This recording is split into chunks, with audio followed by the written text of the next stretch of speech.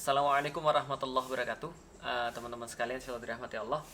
Alhamdulillah, saya bareng lagi sama Umu Alila. Lagi ada di Solo. Sebelum kajian kita coba untuk membuat satu video ya. Video tentang apa, Umi?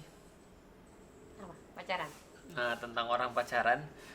Tapi sebenarnya bukan tentang orang pacaran sih, tapi kita coba ingin menyoroti tentang fenomena-fenomena yang sudah lama terjadi di luar negeri tapi baru diimpor kayaknya di Indonesia beberapa waktu terakhir ini. Umi pernah nonton nggak ada orang-orang yang cowok terus kemudian kayak ngejar cewek gitu?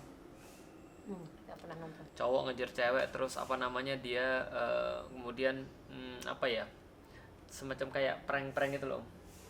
Jadi ada kalau di luar negeri sih udah banyak ya. Jadi situasinya kayak begini misalnya. Jadi gimana caranya mendapatkan ciuman cewek yang paling cepat, atau cara mendapatkan ciuman cewek yang pasti berhasil. Gini loh caranya menundukkan cewek-cewek dan kayak gitu deh. Jadi banyak sekali cowok-cowok kayak bermata keranjang gitu kan ya, mesum, lalu kemudian bangga sekali dengan keplayboyannya itu, berusaha menaklukkan cewek dan kemudian menaklukkan cewek ini direkam. Nah, jadi kira-kira semacam itu ya. Dan kita melihat sekarang ini seolah-olah ini adalah sebuah tren ya. Lalu kemudian orang-orang senang ngelihatnya, lalu kemudian orang-orang menjadi suka ngelihatnya. Padahal kita lihat ini adalah sebuah kemaksiatan yang dipertontonkan, sebuah kemesuman yang kemudian dibuat wajar. Nah, pertanyaan kita kemudian adalah kok wanita-wanita zaman sekarang itu tega-teganya, mau-maunya diperlakukan seperti itu. Padahal kalau mereka melakukan kayak gitu, ya akhirnya apa yang terjadi setelahnya? Nambah buruk mereka juga yang kemudian dipertaruhkan. Misalnya contoh kayak gini aja deh, orang pacaran ya dulu deh ya. Orang pacaran misalnya ketika mereka pacaran terus mereka putus, lalu kemudian cowok itu bertemu dengan temennya, ketemulah dengan pacarnya ini, kemudian ditanya itu siapa sih? Itu bekas gue, bekas gitu loh maksudnya. Jadi artinya bekas itu ya sudah sama dia, entah diapain ya kita nggak tahu, yang jelas dia sebut bekas gue, mantan gue gitu ya. Artinya ini yang kemudian cowok-cowok biasa lakukan. Sama seperti ketika ada video-video prank gitu kan, misalnya bagaimana mendapatkan ciuman daripada seorang cewek, taruhlah berhasil kemudian dia nyium, lalu kemudian terjadi sesuatu di situ. Tentunya dengan pakaian-pakaian ceweknya yang benar-benar buat nafsu gitu ya, pakaian-pakaian yang serba minim, serba nonjol dan seterusnya.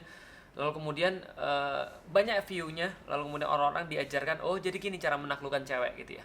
Jadi cewek tuh posisinya kayak gitu, gimana deh kira-kira deh? Posisinya menurut Umi kalau cewek terus sebenarnya tahu nggak? Ya kira-kira paham ya? Seperti apa kondisinya cewek dijadiin tontonan, sasaran, nah gitu kan ya. Jadi lalu kemudian dijadiin taruhan, bahkan dijadiin prank gitu kan ya. Contoh misalnya cewek digombalin misalnya. Digombalin terus cewek itu tiba-tiba meluk misalnya. Gini caranya untuk dipeluk sama cewek. Ceweknya digombalin terus dipeluk. Gini cara nyium sama cewek terus misalnya ya gitulah kira-kira. Pokoknya intinya cewek itu dijebak supaya kemudian cowok itu dapat sesuatu dari cewek itu. Menurut Umi kira-kira kayak gini-gini gimana? Ya kasihan banget kalau seandainya ada cewek yang mau apa namanya digituin gitu kan ya. Jadi kehormatannya ya, kemudian istilahnya itu akan menjadi apa ke depan gitu kan ya. Kalau seandainya dia ketika nanti dia menjadi ibu, saya kalau Mi mikirnya lebih ke situ ya. Nanti kalau dia jadi ibu, nanti gimana dia nanti menceritakan tentang hidupnya dulu gitu kan ya, Atau kepada anaknya atau anaknya gitu. ngeliat ini Umi nih. Iya gitu Lalu kan ini ya. Umi nih yang dicium nih siapa nih cowoknya nih. Waduh, ya Ya Allah. gitulah. Terus itu kayaknya pelecehan gak sih terhadap cewek sih? Banget Gitu gitu. maksudnya kita ngelihat cewek itu kemudian dijadiin sebagai target, lalu kemudian dijadiin sebagai prank, lalu kemudian yang naik popularitasnya adalah cowoknya, atau mungkin ceweknya juga kalau ceweknya senang popularitas ya. Tapi saya pikir ini tetap ada sesuatu yang salah, jadi something wrong gitu kan ya. Nah kenapa? Karena masyarakat menjadi terlalu permisif dan akhirnya apapun dijual untuk mendapatkan popularitas. Kunci adalah popularitas. Padahal teman-teman sekalian, ada sesuatu yang teman-teman harus ketahui daripada laki-laki. Laki-laki itu adalah otaknya sangat by target gitu ya. Jadi kalau seandainya dia punya target tertentu, kemudian dia merealisasikannya, maka dia akan kemudian selesai di situ dan dia akan cari tantangan yang lain. Itu laki-laki by target. Kecuali laki-laki yang sudah punya komitmen. Makanya laki-laki yang sudah punya komitmen, dia baru menumbuhkan rasa cinta. Itu yang sudah kita dapatkan dari beberapa penelitian. Tapi kalau seandainya dia masih main-main gitu kan ya, dalam arti pacaran atau bahkan nggak pacaran sama sekali, ngeprank dan seterusnya, maka ini nggak ada komitmen sama sekali. Ini cuma suka sama suka, cuma ya apa namanya, siapa yang paling berani, lalu kemudian siapa yang nekat dan seterusnya. Ini adalah kemudian terjadi.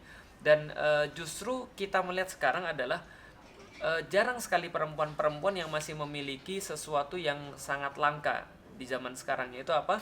Istihya, yaitu adalah rasa malu, yaitu adalah rasa sungkan ketika berbuat sesuatu yang salah, rasa apa ya, rasa malu ya ketika memang dia diperhatikan oleh orang, ketika dia dimasukkan dalam kemudian video, atau misalnya video itu mungkin video dakwah nggak ada masalah, tapi kalau video-video yang bersifat kemudian dalam tanda kutip ya justru mengarah kepada kemesuman, saya pikir ini adalah sesuatu yang sangat ngeri sekali. Dan kayaknya dulu nggak gitu ya Dek ya. Dulu Ummu Alila itu kan ya satu-satunya perempuan yang tidak mengucapkan kepada saya selamat ya. Jadi di saat yang lain mengucapkan selamat ya Lik sudah masuk Islam, selamat ya Lik udah masuk Islam, saya ada satu orang yang sombong banget, masya Allah, sombong banget gitu kan ya, nggak mau ngucapin, bahkan ngomong pun enggak, bahkan dengan gestur pun tidak, ya nggak peduli begitu saja. Kenapa Om? Ya karena nggak ada urusan. Nggak ada urusan, padahal teman sekelasnya gitu kan ya, nggak ada urusan. Tapi ketika ditanya katanya Umi malu gitu kan ya, artinya malu ini adalah sesuatu yang sangat berharga. Kenapa? Karena kita memerlukan itu ketika sudah terjadi keluarga, pasti semuanya kemudian merasa bahwa perempuan itu harusnya milik dia, bukan milik yang lain kan gitu kan ya. Artinya tidak serta merta mudah untuk berinteraksi dengan laki-laki yang lain, tidak serta merta mudah untuk, mohon maaf, misalnya jalan dengan laki-laki yang lain, atau sederhananya berinteraksi dengan laki-laki yang lain, tidak semudah itu karena sudah menjadi miliknya. Saya merasa lucu kemarin ya Dek ya, kita baru ketemu dengan seseorang ini, dia punya istri, profesinya adalah artis, dua-duanya artis. Cuman lucu, ada sesuatu yang lucu pada laki-laki ini, ketika dia sudah mulai hijrah, dia kemudian masih untuk syuting sama perempuan yang lain, laki-lakinya ini. Tapi dia berkata pada istrinya, "Kamu jangan main film lagi deh. Kenapa? Aku nggak mau kalau kamu dipeluk sama laki-laki yang lain. Aku nggak mau kalau kamu mesra pada laki-laki yang lain. Kamu tuh sudah berhijab, Mbok, ya kamu jaga kelakuanmu seperti apa. Jangan sampai kemudian kamu sudah berhijrah lantas kamu masih melakukan hal-hal kayak tadi." Terus istrinya protes, "Lah kamu gimana? Kamu juga masih pelukan sama perempuan lain?" Dia bilang, "Ini kan adalah sebuah profesi." Ya, ini adalah ya, alhamdulillah kita respect atas hijrahnya, kita respect atas kemudian keinginan baiknya.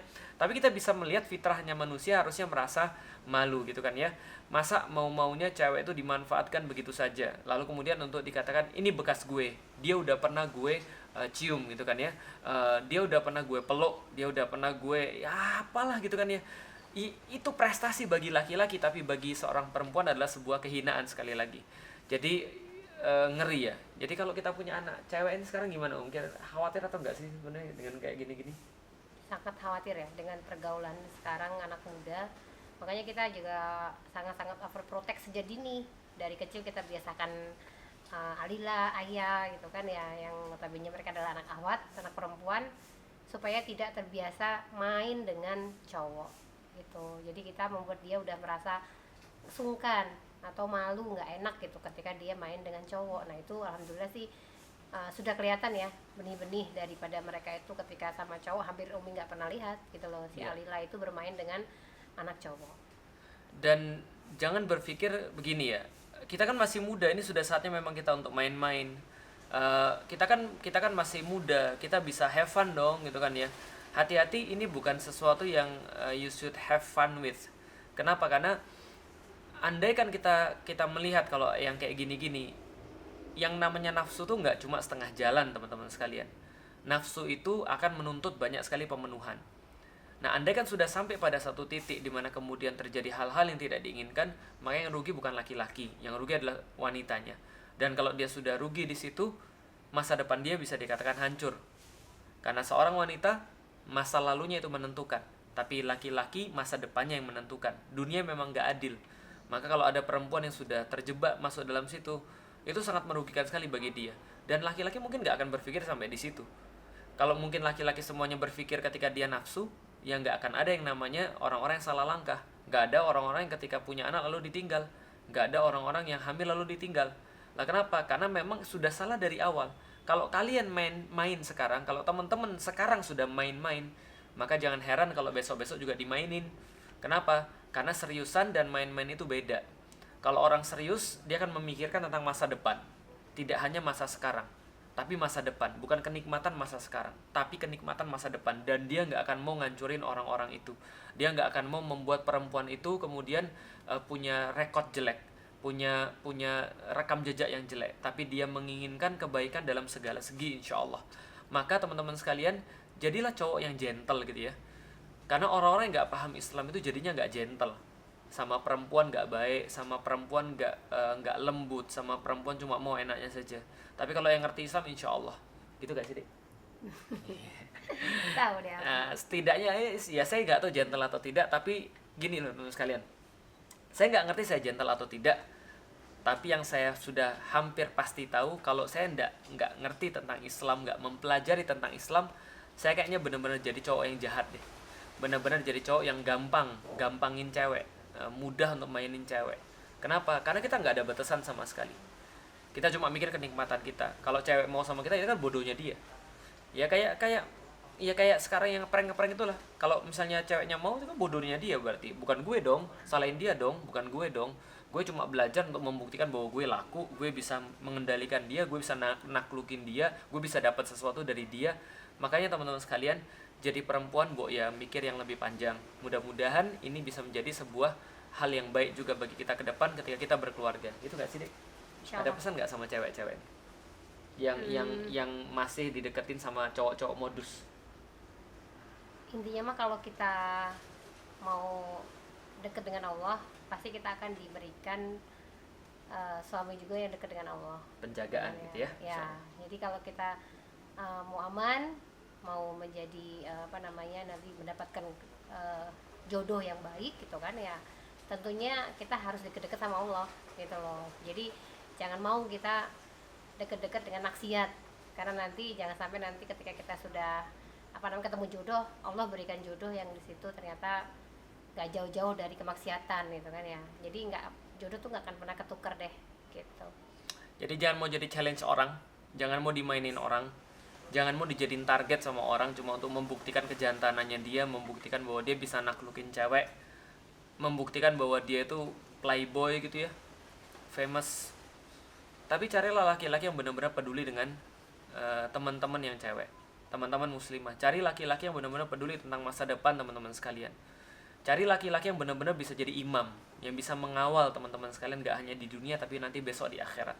Gak hanya cari laki-laki yang cuma keren, tapi cari laki-laki yang bisa jadi kepala keluarga, yang bisa jadi ayah bagi anak-anaknya, yang bisa bimbing teman-teman sekalian. Gak cuma merayu, gak cuma ngasih makan, gak cuma ngasih tempat tinggal, tapi ngasih ketenangan hidup. Dan semua itu cuma ada pada Rasulullah Sallallahu Alaihi Wasallam. Dan siapapun yang mencintai Rasulullah Sallallahu Alaihi Wasallam, dan siapapun yang dekat dengan Allah Subhanahu Wa Taala. Assalamualaikum warahmatullahi wabarakatuh.